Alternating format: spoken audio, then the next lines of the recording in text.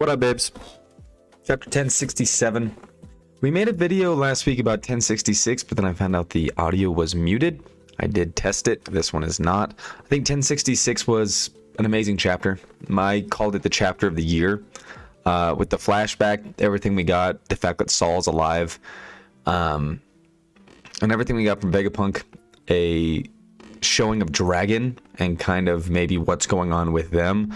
And we get a little bit more of that in 67 as well, with not only more Vegapunk, a lot more Vegapunk, but more Dragon as well. Another great chapter.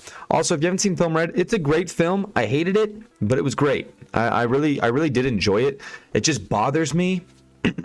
Tot Musica is whatever. It was a fun film. I enjoyed it. If you're a One Piece fan, you'll enjoy it. But if you're a real One Piece fan like me, and you watch that movie, you're just kind of like, you're a power scaler, and you're just like, well, fuck this movie, because none of this makes any sense. They even threw out Gear 5 in the movie, which they did not have to show him, like, actually. They could have just done, like, the manga, like, the black and white, that if you've seen the movie, you know what I'm talking about. And it was sick. I did enjoy it, but like I said, you can't measure it up to anything. It doesn't matter, and we move on. But 1067 was a great chapter. We see Caesar and Judge at the very beginning going head-to-head, because they were a part of Mads. I believe they both were. The old science group. So that's interesting, I guess, but I don't know what's really going to come from that. We might get some technology side from Germa to see how much of an influence they'll play in the final act of One Piece, but we'll see.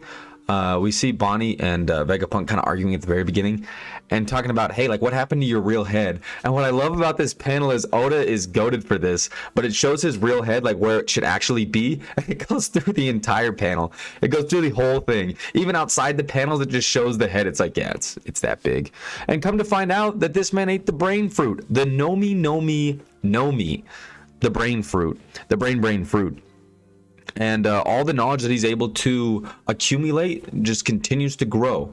And the last time we saw him in 1066, which was 22 years ago, that thing was already ginormous. And he's like, yeah, I had to take that off. I wasn't able to move anymore. And we find out that that's what is in Punk Records, or the top of Egghead, is his brain and all of its knowledge, and how he was able to make an antenna out of it, and it goes to all of his different bodies, which is kind of insane.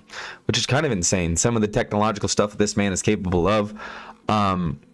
He has a phenomenal back and forth. I really like his personality. I think they're knocking it out of the park with Vegapunk. This is not what I expected. Like I said, I didn't expect him to see him this soon, but my God, like, I am a very big fan. He has 6 clones he talks about. He talks about how all of them are different parts, and they all hold a different responsibility that they're supposed to do for the greater good of him, and their different experiences make him full or complete, or that's his complete nature. So he's technically like 6 or 7 people, because he has so much knowledge and so much wisdom that he needs to spread it out. It's too much even for him. Jinbei's struggling to understand it. He does a great job of explaining it. He's like, no, this is literally an antenna that I'm able to share. I wish that the humanity would be able to share one mind. Kind of talking about a little bit of hive theory, which I love, because even, past One Piece, hive theory is awesome. Like, bees and different insects have this hive theory where they're able to accomplish a goal so astronomical, because they're all on the same page and they all are sharing the same idea, or like brainwave of what's going on. So he's kind of talking about that, and if everybody was able to do it, it would be awesome. But in doing so, he pisses off Bonnie, and he's like, oh, because you don't understand the sacrifices you're making in order for the greater good of science. And he's like, well, relax.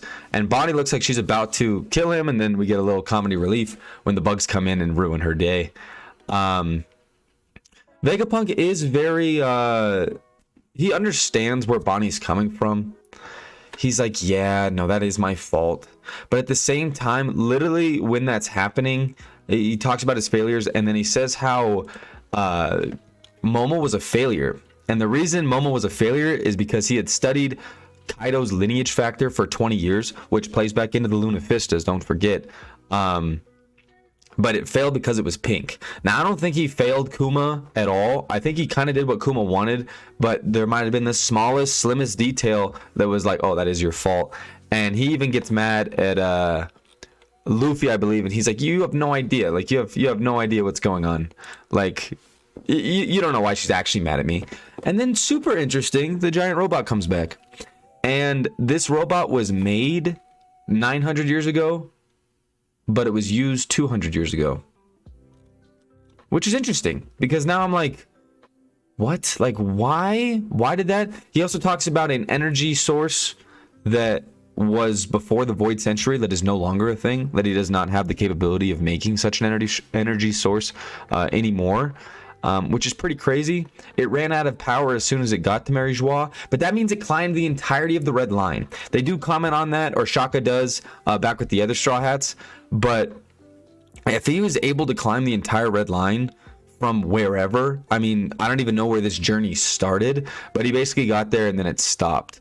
I don't know if it was maybe, if that was its plan all along, or if it just was withered down by the years. I'm not entirely sure. There's definitely a lot of mystery that goes on with that, but sadly that's what Shaka wanted to show them. I was hoping we were going to get two different sides of it, but it is very interesting that they were able to climb the entire Red Line with a piece of technology.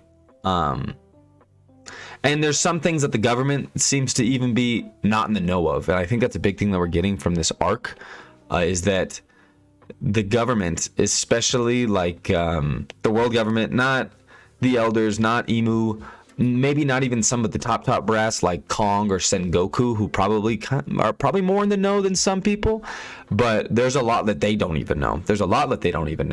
And I think that that's kind of obvious at this point, that that's something that we are going to come to understand as we get into the final act, which, I mean, Oda is still cooking because of what happens at the end of this chapter, moving the pace very, very fast and not slowing down for nobody, anytime, always.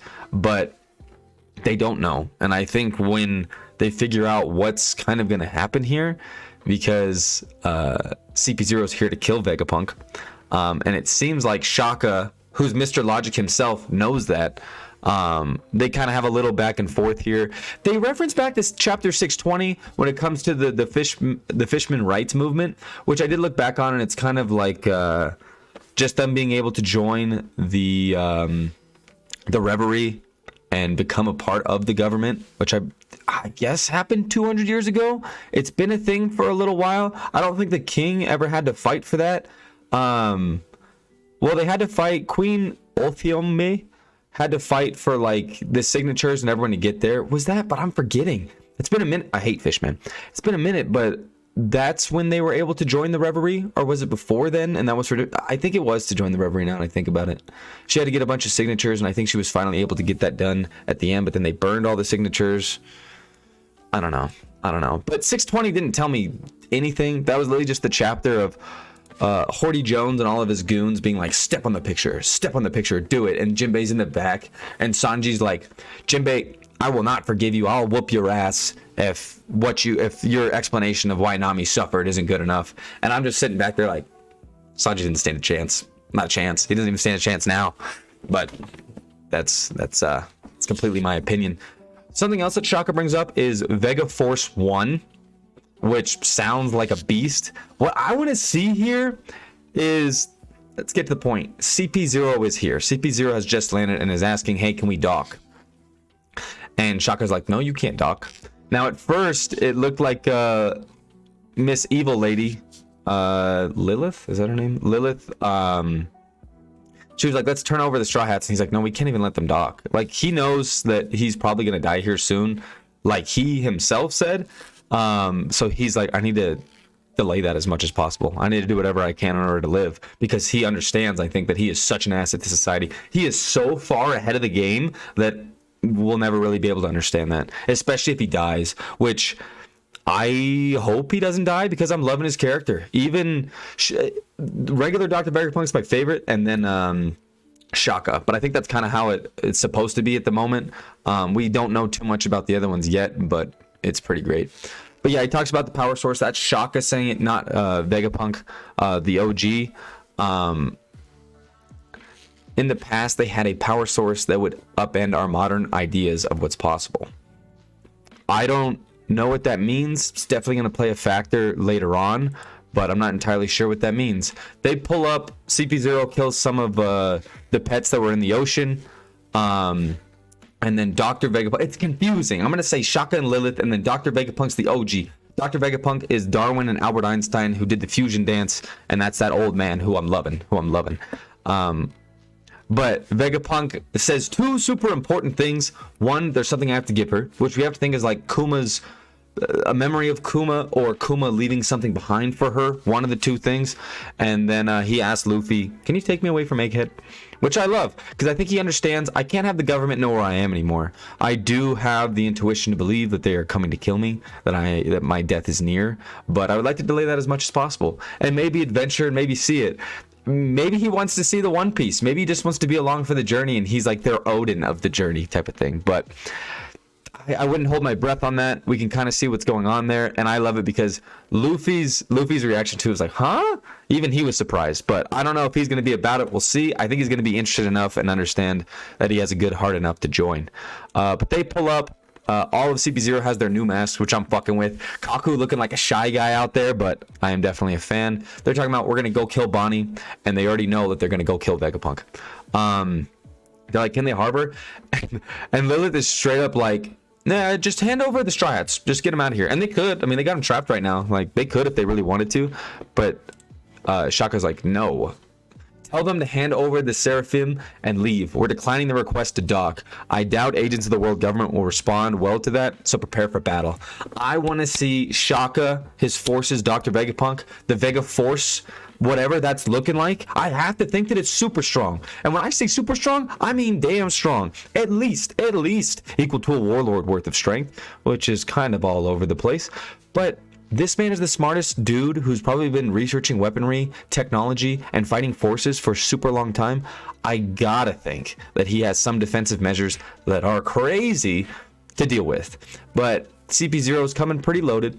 They got buff-ass Rob Lucci, who's like, yeah, this shit's probably awakened and I'm coming for blood. We got Kaku, who's like, I need the run back. My giraffe, I just ate him. Okay, I just ate him when I fought Zoro last time. Give me the run back and let's see what's up. But he doesn't know what Zoro's been up to, so we'll see with that. But the biggest one, I mean, they have Kuma, or Luna Fista Kuma on board, who's definitely going to be an issue. And we don't even know what Stussy? Is it Stussy?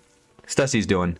I swear I'm pretty good with the names, but this recording, I've been struggling. I've been struggling with a lot of knowledge-based things, but it's all right. And then we get back to the revolutionaries to end it. Now, there's not a whole lot to go on here. One of the like generals, or I forget exactly what they're called, he's working on him. He's the techie guy over there, and they're trying to fix up Kuma. But I don't know if they planted like a bomb on him, if there's something that he really doesn't want them to see, or if he's actually trying to go somewhere. But he basically just runs off and is blowing up and stuff and like being destroyed. Does he want to go somewhere? Them saying that, I guess he does, but it almost seems like he wants to hide something from them that's inside him. Like I said, maybe a bomb, maybe some information that he really does not want them to know, but maybe he's trying to get somewhere. I just don't know. I really don't know, and there's not a whole lot to go on. But we have a break next week. I think last chapter deserved a break, maybe not this one, but it is what it is. Oda's doing a great job and keeping the pace moving. We get to see CP0 soon. Excited for it. Hope you guys have a great day. Peace out.